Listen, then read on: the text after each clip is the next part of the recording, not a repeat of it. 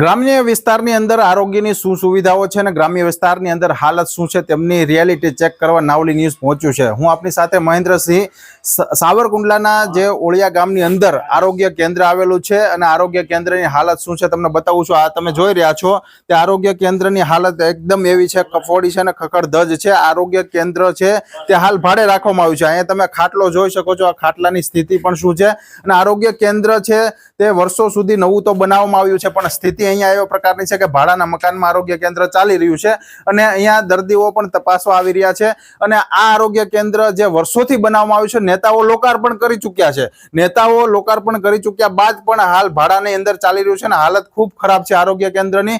અને લોકોની માંગ છે કે અહીંથી જીરા સિમરનના ગ્રામ્ય વિસ્તારના લોકો ત્યાં સુધી જવા મજબૂર બન્યા છે કેમ કે અહીંયા કોઈ પણ પાયાની સુવિધાઓ નથી। કારણ કે જે 1 વર્ષથી આરોગ્ય કેન્દ્ર બનાવવામાં આવ્યું છે તેમની હાલત ખૂબ ખરાબ હોવાથી ગ્રામજનો અને દર્દીઓ છે તે પરેશાન થઈ ચૂક્યા છે। હવે આ નેતાઓ લોકાર્પણ કરી ગયા બાદમાં શું આરોગ્ય કેન્દ્રની કોની રાહ જોઈ રહ્યા છે તે સવાલ નાવલી ન્યૂઝ પૂછી રહ્યું છે।